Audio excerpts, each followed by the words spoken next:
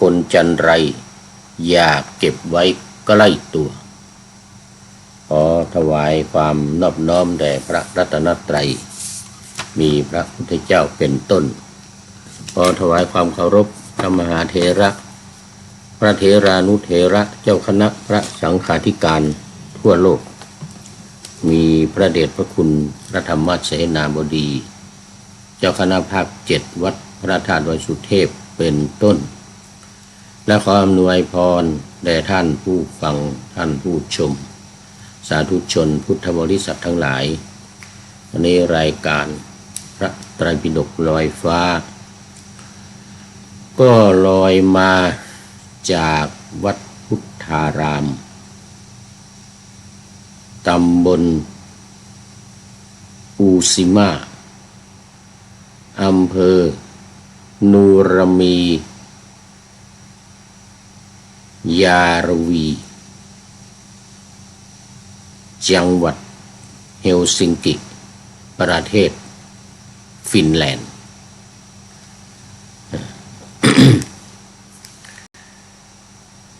ผ่านทางเฟซบุ๊กไลฟ์สวัยเทพบุญและพระครูปริยัติยานุศาสตร์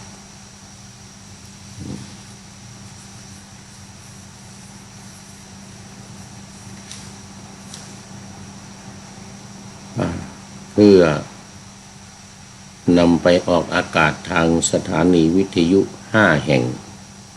คือที่วัดพระธาตุดอยสุเทพวัดฝายหินวัดปากทางเจริญอำเภอดอยหล่อวัดพระพุทธบาทอุดมอำเภอฝางนี่จังหวัดเชียงใหม่และมจร.วิทยาลัยสงฆ์นครลำปางเป็น5สถานีโดยมีพ่อครูวันลบนามวงพรหมเป็นผู้อำนวยการอาจารย์พระมหาประสิทธิ์ประสาธิโกเป็นหัวหน้าสถานีอันนี้วัดพระธาตุดอยสุเทพที่วัดฝายหินก็ท่านพระครูสมุวิสุวัฒน์วรกิจโยวัดปากทางเจริญก็ท่านพระครูอภิวัฒนวิกรมวัดพระพุทธบาทอุดมก็พระเดชพระคุณหลวงพ่อพระครูสุจิตรานุรักษ์หลวงพ่อเจ้าคณะอำเภอฝางและมจร.วิทยาลัยสงฆ์นครลำปางก็อาจารย์จิรศักดิ์ปั่นลำเป็นผู้อำนวยการสำหรับเวลานั้นก็ตามที่ปรากฏบนหน้าจอปรากฏบนหน้าจอพระธาตุดอยสุเทพนั้น5 ทุ่มถึงเที่ยงคืนฝายหินวัดปากทางเจริญวัดพระพุทธบาทอุดมและมจร.วิทยาลัยสงฆ์นครลำปางนี่ก็8 นาฬิกาถึง9 นาฬิกาเหมือนกันทุกวันยกเว้นวัดฝายหินวันจันทร์ถึงวันศุกร์อันนี้ก็ดูจากตัววิ่งอักษรที่วิ่งอยู่หน้าจอได้อันนี้วันนี้ก็เป็นวันสุดท้ายในการจัดรายการในประเทศฟินแลนด์หรือในต่างประเทศก็ว่าได้เพราะว่านับตั้งแต่วันพรุ่งนี้เป็นต้นไปก็จะเดินทางกลับเมืองไทยไปวัดพระธาตุดอยสุเทพถึงวันที่4 พฤศจิกายนนี้แล้วจึงจะเริ่มดำเนินการรายการต่างๆทาง Facebook ไลฟ์เหมือนเดิมออกทางวิทยุเหมือนเดิมต่อไปตั้งแต่วันที่5 6 7 8เป็นต้นไปในช่วงนี้ก็เร่งทำตุนไว้เพื่อออกในวันที่3 วันที่4 วันที่ 2 3 4วันที่5 6 7 8เป็นต้นไปก็ไปทำที่เมืองไทยสำหรับวันนี้ทางวัด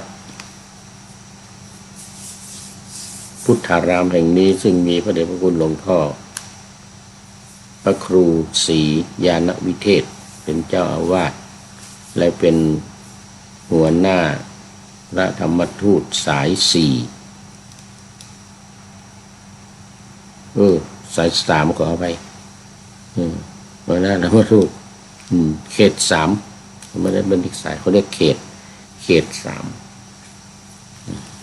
แล้วก็มี10 กว่าวัดเกือบ20 วัดในบริเวณประเทศฟินแลนด์นี่ก็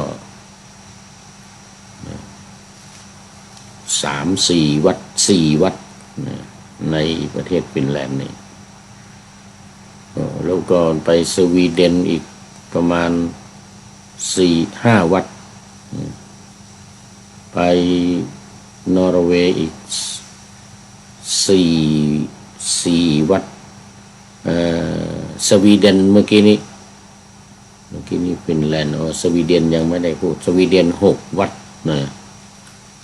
ไปนอร์เวย์3 วัดไปเดนมาร์กอีก3 วัดนะรวมทั้งไอซ์แลนด์อีก1 วัดจริงไอซ์แลนด์1 วัด ก็จะมี2 วัดมีวัดของปลายธรรมยุทธ์1 วัดแต่ก็ไม่เกี่ยวกันอยู่ในสทยนี้ก็เป็น1 วัดในเขต3ของพระเดชพระคุณหลวงพ่อพระครูศรีญาณวิเทศเจ้าอาวาสวัดพุทธารามแห่งนี้แล้วก็ถือโอกาสนี้ขอบคุณพระเดชพระคุณหลวงพ่อที่ให้ความเมตตาได้พักพาอาศัยอยู่ที่วัดพุทธารามแห่งนี้มาหลายวันตั้งแต่วันที่27ก่อนหน้านั้นก็เคยมาพักหลาย2 ครั้งหลายวันอยู่อันนี้กลับไปเมืองไทยก็ปีหน้าโน่นนะจะมาแต่นี้ไปก็คงจะประมาณ5-6 เดือนน่ะให้หายหนาวประมาณเดือนเมษายนจึงจะมาเมษาหรือพฤษภาเนี่ยบวกนี่อีก2 เดือนก็ปีนี้อีก2 เดือนก็เป็น7 เดือนเท่านั้น6 เดือน7 เดือนนั่นแหละถ้ามาพฤษภาเนี่ยก็หายหนาวพอดี ตอนนี้กำลังเริ่มจะหนาวแล้วออกไปข้างนอกนี่หนาวมากแต่อยู่ในนี้ก็อาศัยว่าอบอุ่นฮีตเตอร์อาศัยฮีตเตอร์ก็อุ่นดีเหมือนกันเอาละตอนนี้ก็ประชาสัมพันธ์กิจกรรมของวัดพุทธารามอีกนิดหน่อยก็คือเกี่ยวกับงานการถวายพระราชกุศลแด่สมเด็จพระนางเจ้าสิริกิติ์พระบรมราชินีนาถในรัชกาลที่9พระบรมราชชนนี1,000 ปีหลวงเริ่มมาตั้งแต่วันที่27ก็วันที่2 พฤษภาคมนี้ก็พฤศจิกายนนี้ก็เป็นวันสุดท้ายครบสัตตมวาล7 วันของวัดพุทธารามนะที่เมืองไทยครบไปเมื่อวันที่30ที่ผ่านมาที่วันนี้ก็จัดกิจกรรมเหมือนกันพิเศษสวดธรรมนิยามโดยมีท่านเอกอัครราชทูตไทยประจำฟินแลนด์เนี่ยมาเป็นประธานคือท่านวรวุฒิ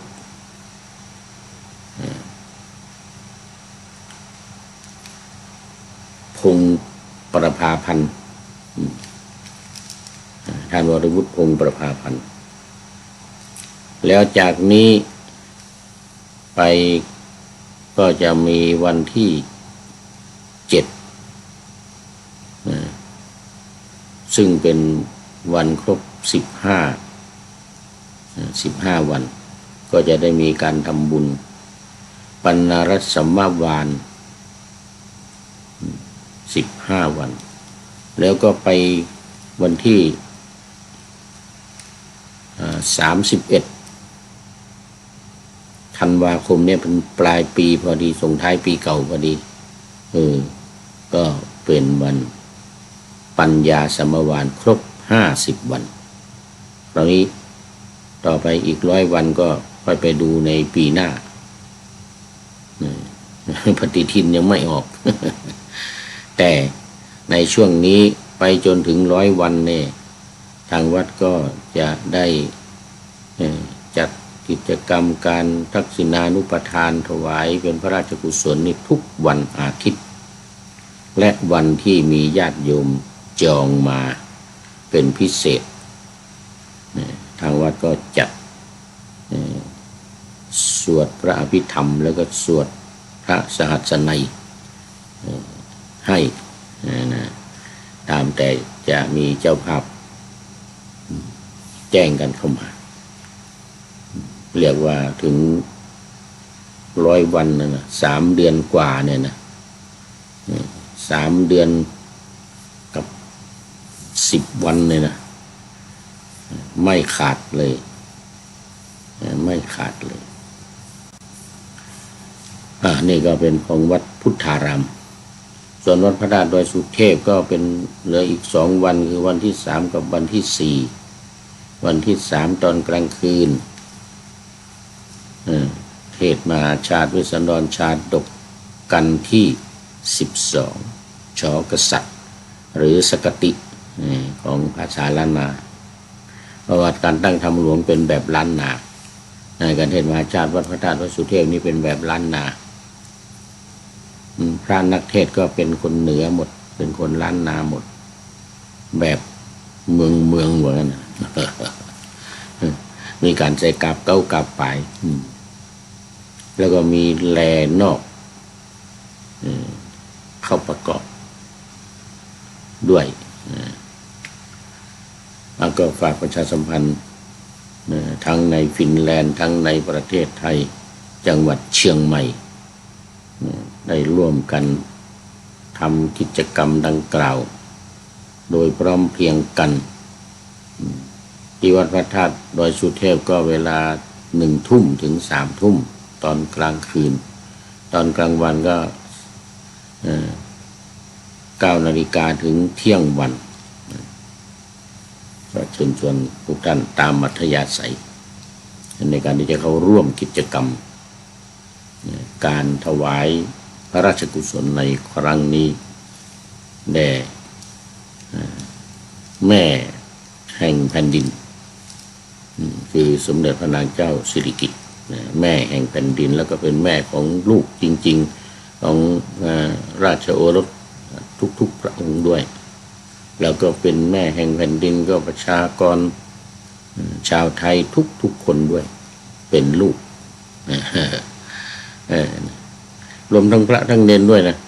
พระสงฆ์องค์เนนนี่ก็เป็นลูกมีแม่พระองค์เดียวกันหมดทั่วประเทศดังนั้นวันแม่ทุกวันที่12 สิงหาคมเนี่ยจึงเป็นมีกิจกรรมวันแม่กันไม่ได้ขาดทั่วประเทศไทยและทั่วโลก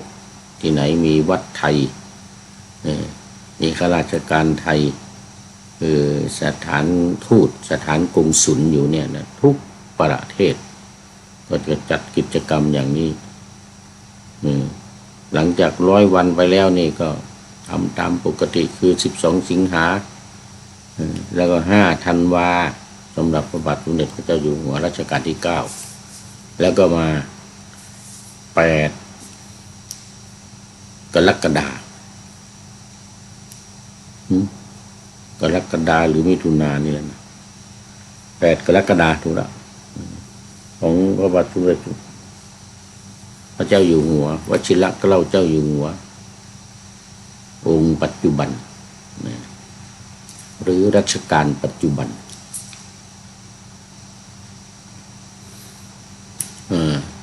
สมเด็จพระราชินีองค์ปัจจุบันก็วันที่3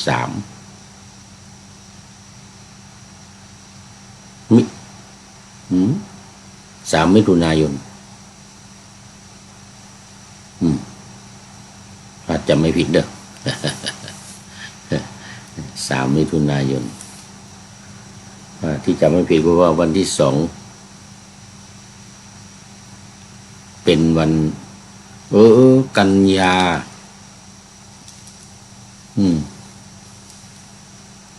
3 กันยายนไม่ใช่มิถุนาว่าผิดไปขอไป3 กันยายนแล้วก็2 กันยายนนี่เป็นวันเกิดของพระเดชพระคุณหลวงพ่อพระธรรมเสนาบดีเจ้าคณะภาค7เจ้าอาวาสวัดพระธาตุดอยสุเทพ2 กันยายนอันนี้ก็ถือว่าการประชาสัมพันธ์ในการทำบุญอายุวัฒนมงคลไปด้วยเอาละตอนนี้ก็เข้ามาสู่เนื้อหาสาระของรายการกันเลยพระไตรปิฎกลอยฟ้าวันนี้มันก็ต่อจากเมื่อวานเป็นอวิชชาอวิชชาสังยุตขอไปเป็นอวิชชา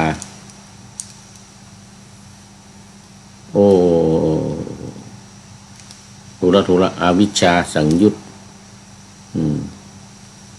แล้วก็วรรคเล็กวรรคน้อยนี่ก็มีอวิชชาวรรคส่วนพระสูตรต่างๆในสังยุตตนิกายเล่มที่19ฉบับมหาจุฬาเนี่ยแล้วก็เล่มที่30ฉบับมหามกุฏตอนนี้เรื่องหรืออินเทอร์เน็ตเนี่ยจากมือถือมันขัดข้องดูยากก็หันมาใช้พระไตรปิฎกฉบับมหามกุฏซึ่งมันมีอยู่ทั้งหมด91เล่มมากกว่าของมหาจุฬา45เล่มตามเดิม นี่มันมีอรรถกถาเข้ามาอยู่ด้วยเอาอรรถกถาเข้ามารวมด้วยตอนนี้ขอเจริญพรคุณโยมนวลนิชวชาติสาธุสาธุสาธุเจ้ายินดีดีใจตื่นแต่เช้าเลยที่เมืองไทยตอนนี้กำลังตี 4:20 นาทีจะหลับต่ออีกก็ได้เด้อ แต่ที่นี่กำลัง5 ทุ่ม 11 นาฬิกา23 นาฬิกา 5 ทุ่มที่ประเทศฟินแลนด์แห่งนี้เอสโตเนียเหมือนเดียวกันเท่ากัน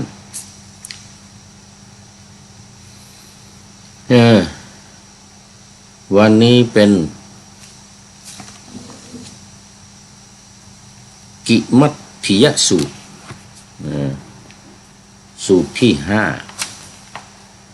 5ว่าด้วยเรื่องประพฤติพรหมจรรย์เพื่อกำหนดรู้ทุกข์กำหนดรู้ทุกข์อันนี้เป็น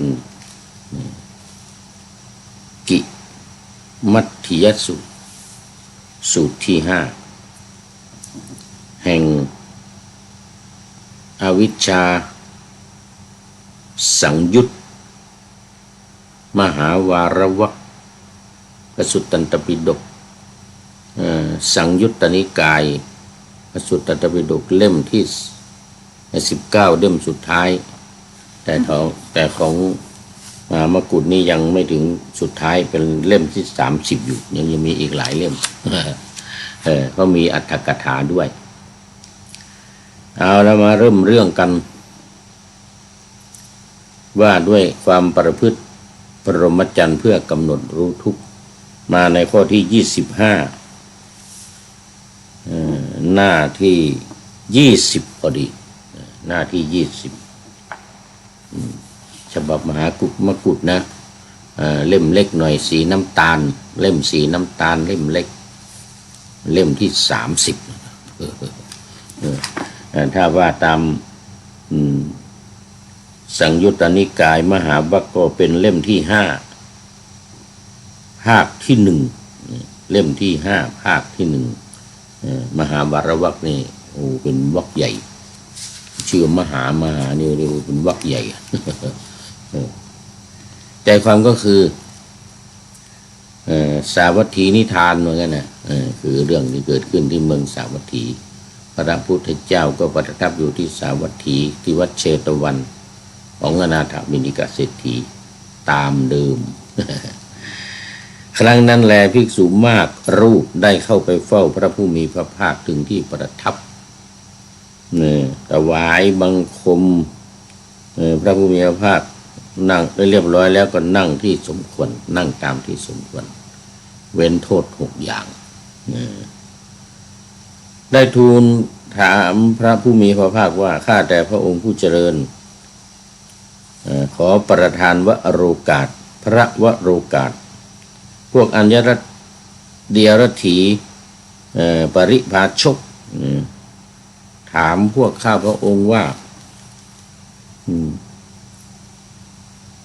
ดูก่อนผู้มีอายุทั้งหลายพวกท่านอยู่ประพฤติพรหมจรรย์ในพระสมณโคดมเพื่อประโยชน์อะไร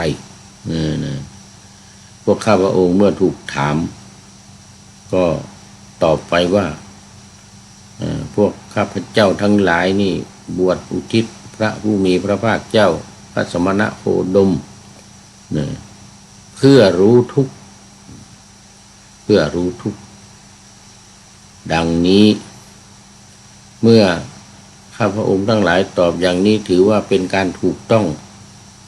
หรือไม่ถือว่าเป็นการกล่าวตู่พระธรรมวินัยของพระผู้มีพระภาคเจ้าหรือไม่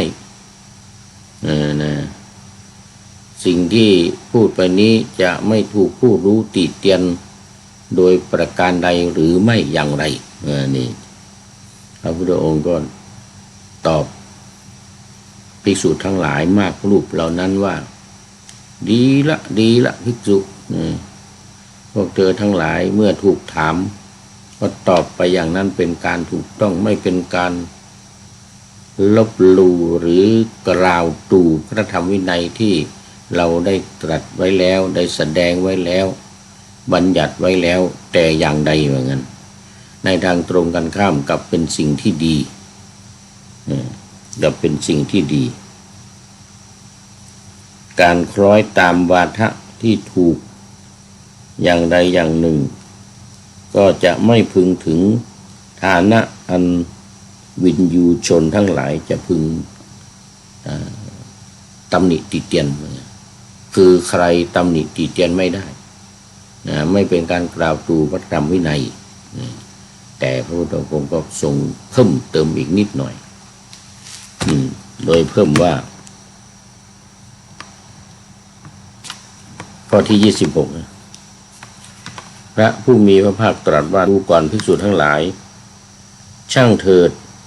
พวกเธอพูดเมื่อถูกถามอย่างนั้นพยากรณ์ไปอย่างนั้นก็ชื่อว่าเป็นการกล่าวตามคำพูดของเราไม่เป็นการกล่าวตู่พยากรณ์ทำสมควรแก่ธรรมทั้งการคล้อยตามวาทะที่ถูกถามอย่างใดอย่างใดนั้นจะไม่มีฐานะอันวินยูชนพึงติเตียนได้เพราะพวกเธออยู่ประพฤติพรหมจรรย์ในเราเพื่อกำหนดรู้ทุกข์ต่อไปเป็นข้อที่27ดูก่อนภิกษุทั้งหลายถ้าพวกอัญญเดรถีปริภาชกพึงถามพวกเธออย่างนี้ว่าดูก่อนผู้มีอายุทั้งหลายก็หนทางมีอยู่หรือปฏิปทาเพื่อจะกำหนดรู้ทุกข์นั้นมีอยู่หรือ วกเธอถูกถามอย่างนี้แล้วพึงพยากรณ์แก่พวกอัญญเดียรถีว่าอัญญถีคือนักบวชอื่นๆนักบวชนอกศาสนา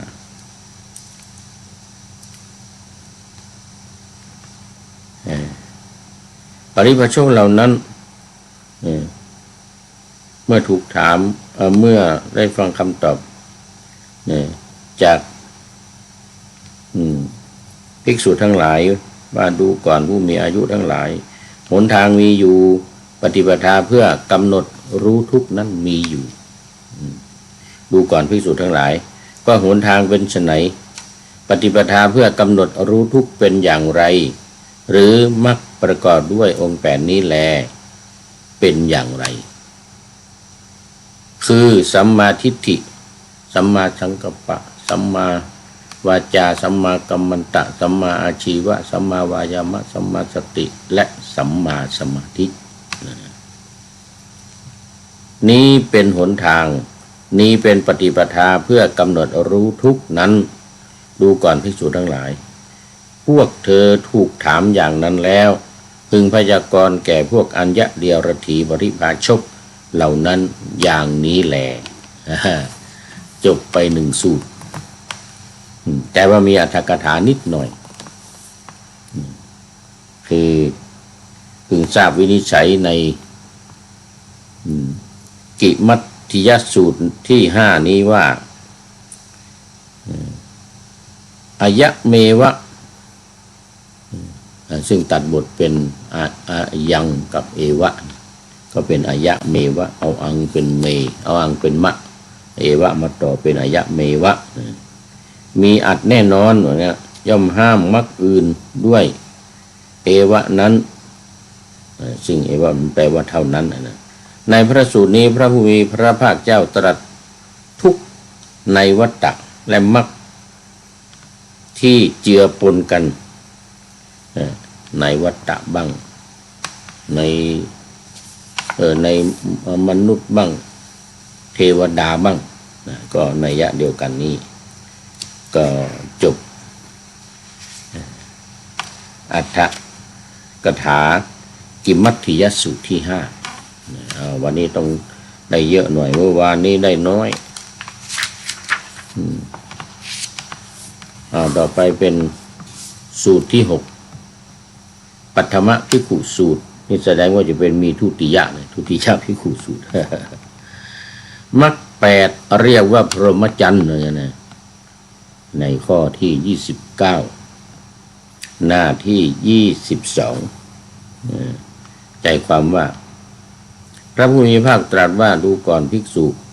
อริยมรรคประกอบด้วยองค์8คือสัมมาทิฏฐิเป็นต้นสัมมาสมาธิเป็นที่สุดนี้แลเป็นพรหมจรรย์ความสิ้นราคะสิ้นโทสะสิ้นโมหะนี้เป็นที่สุดแห่งพรหมจรรย์เพราะนั้นพรหมจรรย์ในที่นี้จะไม่เหมือนของศาสนาพราหมณ์นะแต่ใช้ศัพท์เดียวกันปัทมภิกขุสูตรนี้ก็จบอีก ต่อไปเป็นสูตรที่7ทุติยภิกขุสูตรเมื่อกี้นี้ปัทมะนะที่สาวัตถีเหมือนกันข้อที่31แต่อยู่ในหน้าที่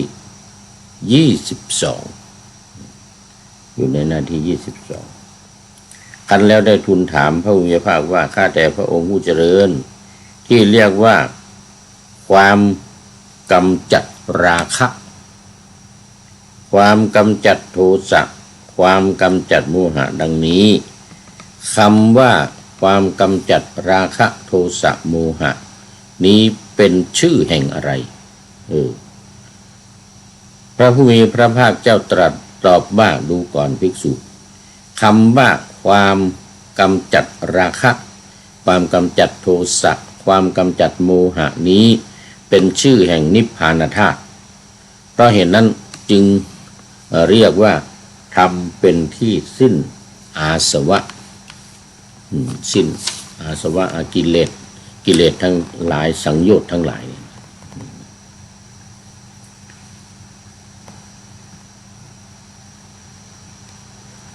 ขอไป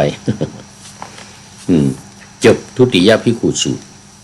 ต่อไปจะเป็นตติยะบ้างส่วนเนื้อหาหรืออรรถะคาถาใจความอธิบายคล้ายๆdictionary เหมือนพระเดชพระคุณนะเจ้าพระคุณสมเด็จว่านะเหมือนหนังสือพจนานุกรมพระอรหันต์นี่ก็ชื่อว่าความสิ้นอาสวะบทว่าราคะวินัยโยเป็นอาทินั่นเป็นชื่อของพระอรหันต์เท่านั้นบทว่าเอตทโวจะความว่าพระผู้มีพระภาคนั้นเป็นผู้ฉลาดในอนุสนธิเมื่อทูลถามจึงได้กราบทูลอย่างนี้ว่าพระศาสดาเมื่อตรัสว่าธาตุก็ตรัสนิพพานธาตุแก่เราเสียแล้วส่วนทางแห่งนิพพานนั้นพระองค์ยังไม่ตรัสเราจะทูลให้พระองค์ตรัสหนทางแห่งพระนิพพานนั้นให้ได้จึงทูลถามพระผู้มีพระภาคถามพระพุทธเจ้าแล้วก็ได้คำตอบดังกล่าวมาตอนนี้ก็ขอต้อนรับFC ตัวจริงตื่นขึ้นมาแล้วซึ่งเดี๋ยวก็จะไปทำสมาธิภาวนาบอกว่าFC สุริยันคำปาบอกว่ากราบนมัสการครับพระอาจารย์เช้านี้จะเดินทางไปทอดกฐินณวัดถ้ำดอยคำถ้ำดอกคำอำเภอพร้าวจังหวัดเชียงใหม่เช้านี้มีสายฝนตกลงมาปล่อยว่างั้นนะครับผมFC ตัวจริงและสุริยันคำปาวัดพระธาตุดอยสุเทพวันนี้สู้โยมนวลนิดไม่ได้โยมนวลนิดมาเข้ามาก่อนเนี่ยกินน้ำหัวไปแล้วมีฝนตกปล่อยๆเนี่ยนะตกไม่มากดีละไปคารวะพระเถรานุเถระตามวัดต่างๆกันต่อไปนะคราวนี้ก็มาสู่ขึ้นสูตรใหม่เลยทีเนี้ยสูตรที่8วิพังคสูตรว่าด้วยอริยมรรคมีองค์8ประการในข้อที่33ใจความว่าสาวัตถีนิทานเรื่องที่เกิดขึ้นในสาวัตถีพระผู้มีพระภาคตรัสกับภิกษุทั้งหลายว่าดูก่อนภิกษุทั้งหลายเราจักแสดงจักจำแนกอริยมรรคอันประกอบด้วยองค์8แก่เธอทั้งหลายเธอทั้งหลายจงฟังเป็นอัตนั้นในวรรคนั้นจงใส่ใจให้ดีและจะกล่าวภิกษุพวกนั้นทูลรับพระดำรัสพระผู้มีพระภาคเจ้าแล้วพระผู้มีพระภาคก็ตรัสว่าภิกษุทั้งหลายก็อริยสาวกอันประกอบด้วยองค์8เป็นไฉนนะ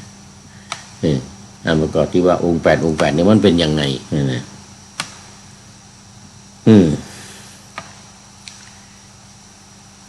คือสัมมาสมาธิถึงสัมมาสมาธิเลยนะ8ข้อ8อย่างตรัสไว้มอบให้แก่ท่านพระที่เป็น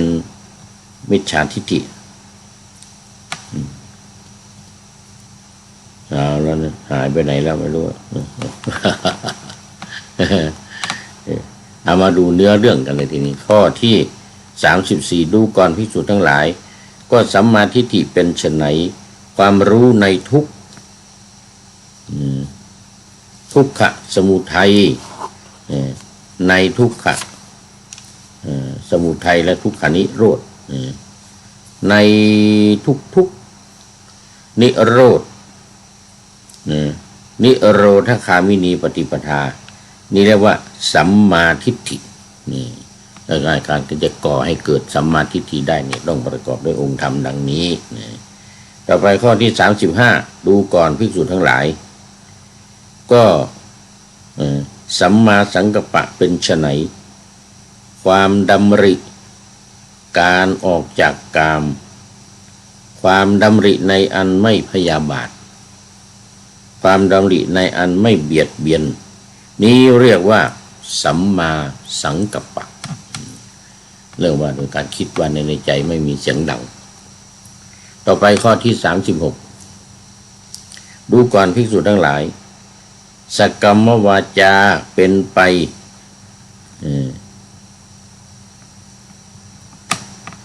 เจตนาเจตนาเครื่องงดขึ้นอยู่กับว่าเจตนาเครื่องงดเว้นจากพูดเท็จพูดสอดเสียดพูดคำหยาบแล้วก็พูดเพ้อเจ้อนี่เรียกว่าสัมมาวาจาในข้อที่36ข้อก็จะนำหน้าไปเรื่อยแล้วนี่ข้อที่37วิพังคสูตรนี้ใจความที่เพิ่มเติมก็คือดูก่อนภิกษุทั้งหลายก็สัมมากัมมันตะเป็นไฉนเหตุไฉนเป็นเขตเป็นนาเป็นทุ่งเป็นป่าหรือไม่อย่างไรก็เจตนาเป็นเครื่องงดเว้นจากปาณาติบาตปฏิณาทานอภรรมจริยาแล้วก็เจตนาเครื่องนี้ใส่ร้าย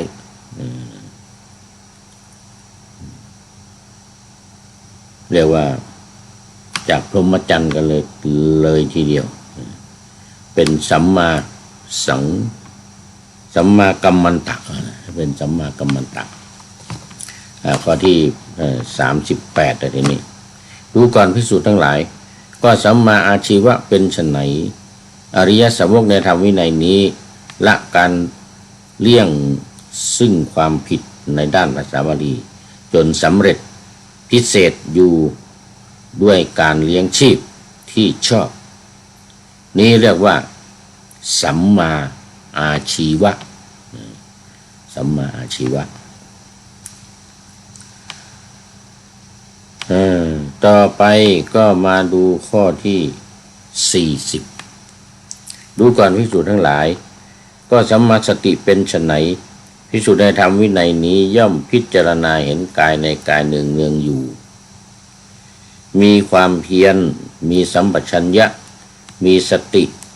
มีกำหนดจัดความกำหนัดขออภัยกำหนัดจัดและโทมนัสในโลกเสียย่อมพิจารณาเห็นเวทนาในเวทนาเนืองๆอยู่มีความเพียรมีสัมปชัญญะมีสติพึงสำเร็จด้วยการกำจัดหายไปเสียแล้วหายไปไม่เป็นไรมาดูข้อที่41แต่ทีนี้ย้ำข้อที่40นี้อีกหน่อยก็คือเรื่องของการกำจัดอภิชฌาและโทมนัสในโลกเสียย่อมพิจารณาเห็นจิตในจิตเนืองๆอยู่พิจารณามีความเพียรมีสัมปชัญญะมีสติพึงกำหนด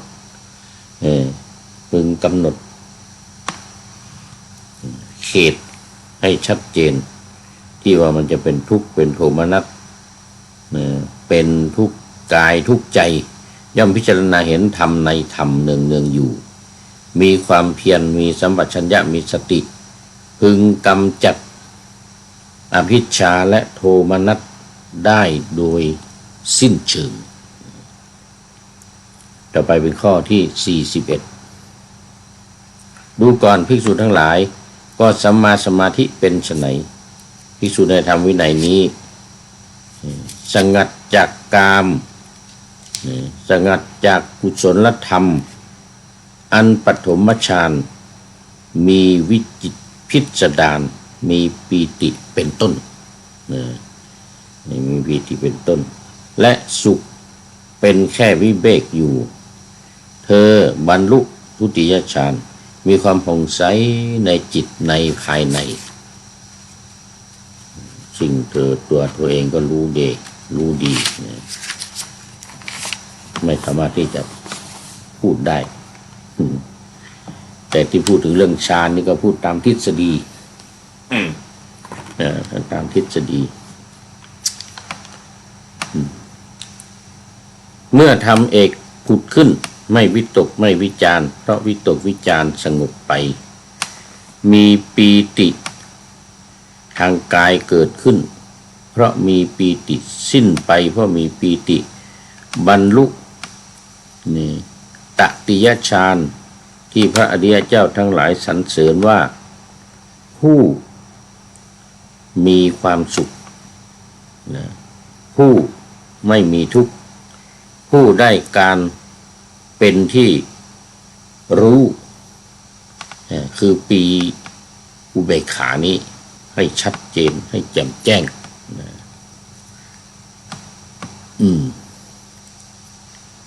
ดังที่ได้กล่าวไว้ในเบื้องต้นจบวิพังคสูตรที่8ต่อไปเป็นสูตรที่9โอ้วันนี้ได้หลายสูตรนะ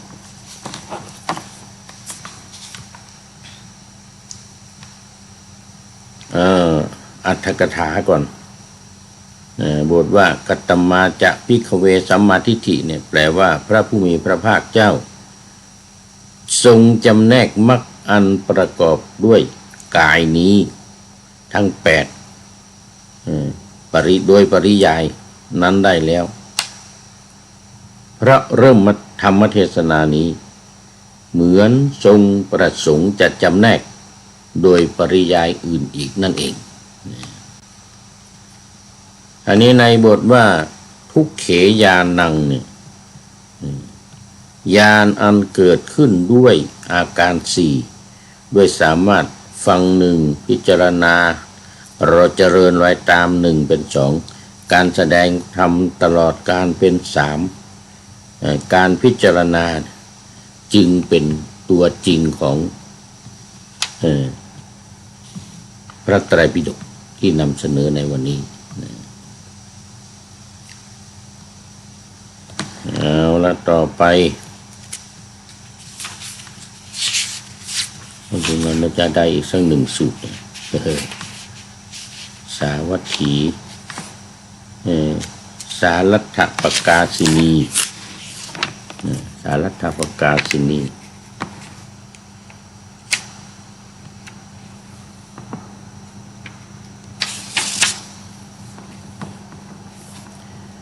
ในสัจจะ4เหล่านั้นสัจจะ2ชื่อว่าเป็นธรรมอันลุ่มลึกเพราะเห็นได้ยากสัจจะ2ก็คือเห็นได้ยากเพราะเป็นธรรมลุ่มลึกจริงอยู่ทุกขสัจจะก็ปรากฏได้เพราะความเกิดขึ้นย่อมถึงแม้ชื่ออันตนพึงกล่าวในทุกนี้แลความเกิดขึ้นตัวสามารถเป็นความผู้ใคร่เพื่อจะเคี้ยวกินและจะบดกินยังถือว่าเป็นการรู้น้อยไป รู้จักน้อยไปเนี่ยแต่ว่าโดยการแทงตลอดซึ่งลักษณะทุกข์และสมุทัยแม้ทั้งสองก็เป็นความลุ่มลึกสัจจะเหล่านั้นชื่อว่าเป็นธรรมชาติอันลุ่มลึกเพราะเห็นได้โดยยากด้วยประการฉะนี้ความพยายามเพื่อต้องการให้เป็นไปโดยอเนกปริยายให้เป็นไปโดยอเนกปริยายส่วนในขณะแห่งมรรคความดำริในกุศลอย่างเดียวเท่านั้นย่อมเกิดขึ้นยังองค์แห่งมรรคให้บริบูรณ์อยู่ด้วยสมาธิคำกล่าวทำสมาธิไม่ให้ถือตัวไม่ให้ยึดมั่นถือมั่นโดยเฉพาะการยึดมั่นถือมั่นในขันธ์ทั้ง5รูปเวทนาสัญญาสังขารวิญญาณเพราะขาดกับบทแห่งความดำริในอกุศลอันเกิดขึ้นในฐานะทั้ง3เหล่านี้ชื่อว่าสัมมาสังกัปปะ สัมมาสังกัปปะทำแม้เป็นเจตนาเครื่องงดเว้นจากการพูดเท็จเป็นต้นชื่อว่าต่างกันในส่วนที่เป็นเบื้องต้นเพราะความหมายในการลงคะแนนแบบเลือกตั้งแบบเป็นกลุ่มอันนี้ก็ทำได้ยากอยู่พอสมควรยังองค์มรรคให้บริบูรณ์อยู่ด้วยสามารถที่จะทำให้เกิดขึ้นเพราะชาติกับบทเจตนาเครื่องทุศีลเป็นอกุศลธรรมอันเดียวกันซึ่งเกิดขึ้นในฐานะทั้งสี่เหล่านี้ที่มีมือถือยังมักให้บริบูรณ์อยู่ด้วยสามารถให้สำเร็จสิ่งที่ไม่เกิดขึ้นก็เกิดขึ้นสิ่งที่เกิดขึ้นแล้วก็ให้แน่นแฟ้นยิ่งขึ้นไปเพราะขาดกับบทเจตนาเครื่องทุศีลอันเป็นอกุศลธรรมซึ่งเกิดขึ้นในฐานะทั้งสี่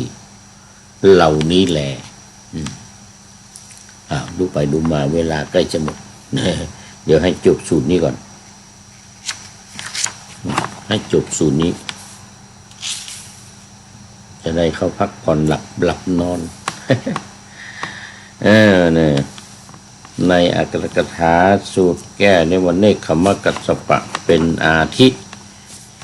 ความดำริในการที่จะออกจากกามว่า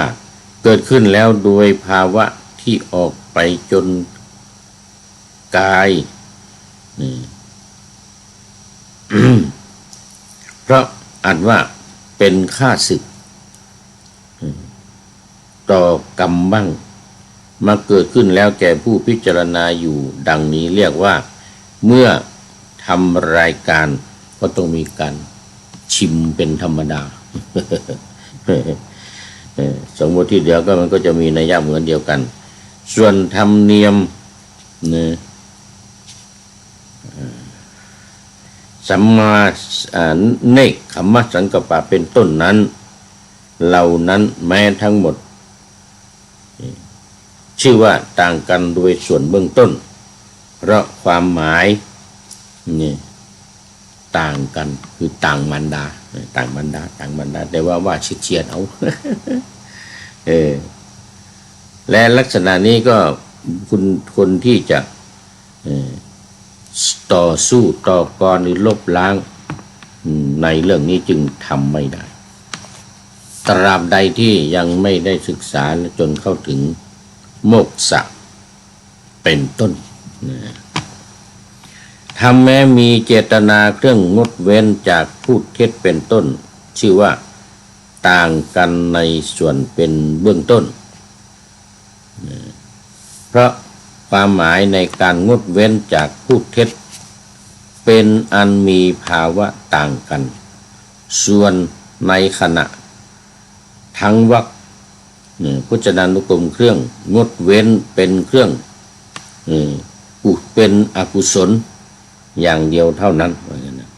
เราสามารถที่จะนำติดตัวไปได้ไม่ยากนักต่อไป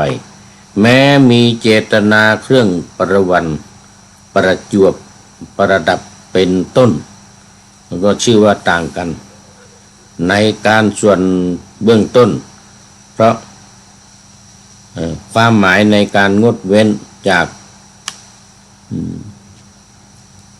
ปาณาติบาตเป็นต้นมีการยินยอมให้เกิดขึ้นยังองค์แห่งมรรคให้บริบูรณ์อยู่ด้วยบารมีด้วยความสามารถให้สำเร็จไม่เกิดขึ้น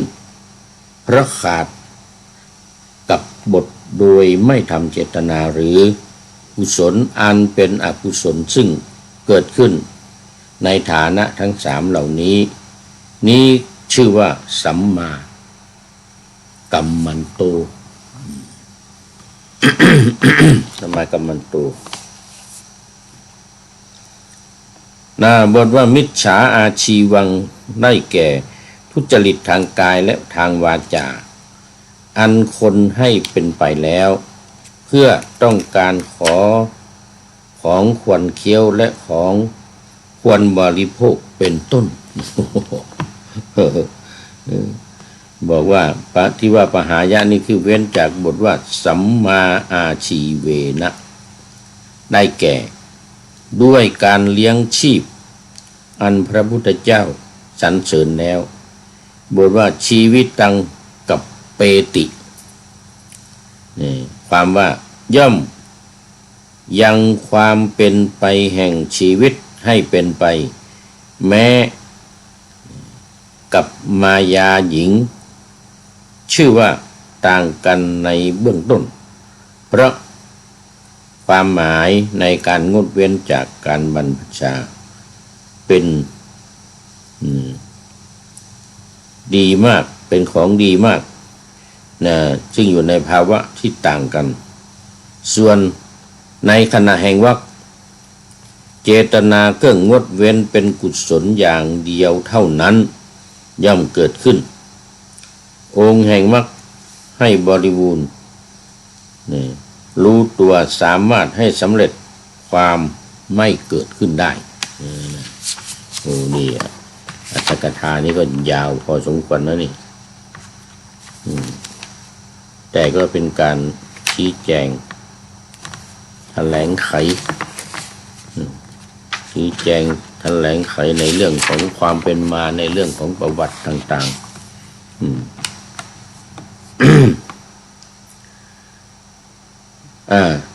หากขาดบท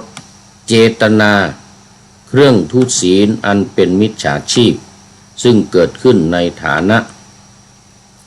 ทั้งหมดเหล่านี้ก็ชื่อว่าสัมมาอาชีวะ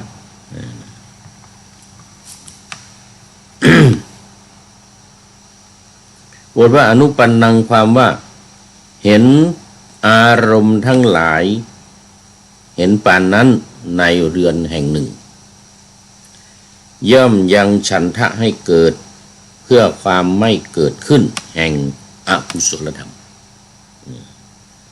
ไม่ให้สิ่งที่เป็นอกุศลธรรมเกิดขึ้นอันเป็นบาปซึ่งยังให้เกิดแก่ตนหรือว่าเห็นแก่อารมณ์ทั้งหลายที่กำลังเกิดขึ้นแก่ผู้อื่นแถมยังมีฉันทะให้เกิดเพื่อความไม่เกิดขึ้นแห่งอกุศลกรรมนั่นเองอกุศลธรรมทั้งหลายกายกรรม3วจีกรรม4มโนกรรม3ตอนนี้ขอต้อนรับใกล้จะหมดเวลาพอดีคุณโยมสายสมรเนี่ยจากอุตรดิตถ์จากอุตรดิตถ์พร้อมกับดอกบัวสีชมพูดีใจมากดีใจมากนมัสเตว่างั้นนะนมัสเต เป็นประจำเรื่องของนมัสเตนี่ เอาละตอนนี้ก็เอาไว้แค่นี้ก่อนหมดเวลา แล้วค่อยมาว่ากันต่อไปในสูตรต่อไป ตอนนี้ก็มาดูเรียกว่าข้อคิดท้ายรายการวันนี้ซึ่งก็มีเนื้อหาสาระเกี่ยวกับว่าการถามปัญหาการตอบปัญหาตลอดมาจนถึงแก้อัดหรืออัตถกถาก็ได้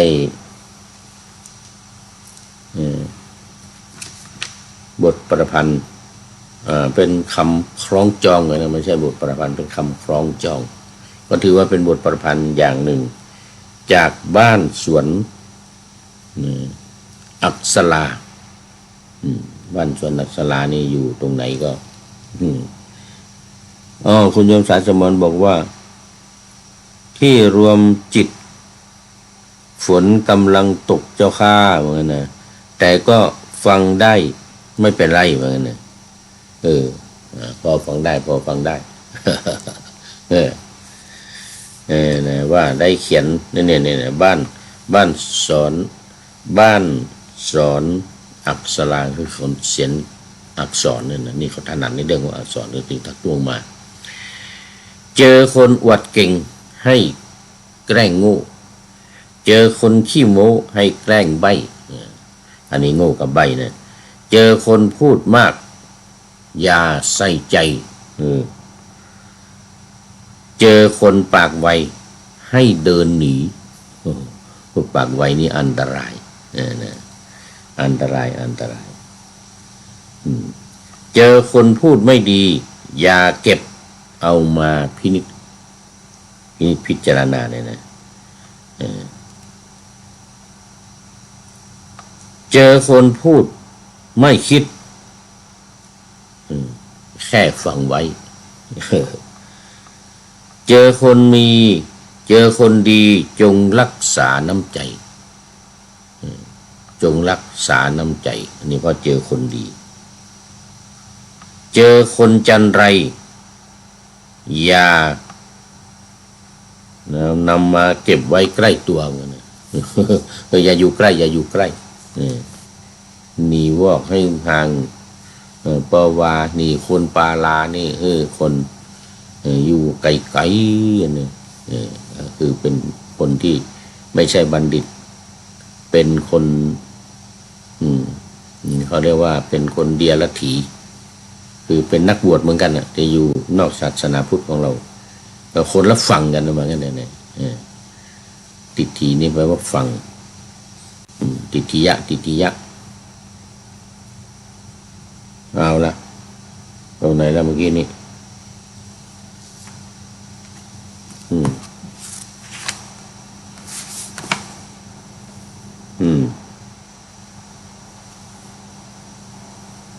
มาดูข้อแรกเจอคนอวดเก่งนี่นะก็ให้แกล้งเป็นโง่ซะเรายอมโง่ซะเพื่อไม่ให้มีเรื่อง เจอคนขี้โม้ให้แกล้งใบ้อะไรโง่กับใบ้แล้วเจอคนพูดมากอย่าใส่ใจอันนี้สำคัญคือเราจะพูดมากเท่าไรอย่างไรก็อย่านำมาใส่ใจมาคิดพิจารณาเจอคนพูดไม่ดีอย่าเก็บเอามาพินิจเจอคนพูดไม่คิดแค่ฟังไว้เจอคนดีจงรักษาน้ำใจเจอคนจันไรอย่าเก็บไว้ใกล้ตัวอันนี้จากบ้านสอนอักษราบ้านสอนอักษราก็คงเป็นการสอนอักษรต่างๆหรืออักษรล้านนาหรืออักษรอื่นๆอักษรขอมอักษรอะไรต่างๆแล้ววันนี้หมดเวลาขอนำคุณโยมสายสมรเป็นท่านสุดท้ายเข้ามาในรายการวันนี้เอาโมทนาไปอย่างยิ่งรวมกับทุกท่านที่เข้ามาแล้วและผ่านไปแล้วนะขอนำพระไตรปิฎกลอยฟ้าไปจากผู้ฟังทั้งหลายในโลกล่าวันต่อไปจะได้จรย้อนกลับมาสู่สถานีใหม่ให้ท่านฟังอย่าลืมเปิดวิทยุหรือเครื่องรับโทรศัพท์โมบายคอมพิวเตอร์ผัง YouTube เฟซเพจไลน์ให้ดังๆเพื่อชมฟังรายการวันต่อไปรายการวันต่อไปเอาละตอนนี้ก็ขอทุกท่านมีความสุขทุกคืนวันนำธรรมะประกอบการงานทั้งหลายเช่นขยันทำงานทางวาจากายใจขวนขวายกิจการงานนานาบำเพ็ญสาธารณประโยชน์เว้นสิ่งที่มีโทษโหดเยี่ยงสาประกอบแต่กรรมดีมีราคาแสวงหาเงินทองครองใจคนเสียสละพลทรัพย์นับมากน้อยไม่ให้ล้านก็ให้ร้อยไม่ด้อยผลเอื้อคนรวยช่วยคนยากฝากคนจนให้ทุกคนเท่ากันมาตรฐานเดียวข ขอเจริญพร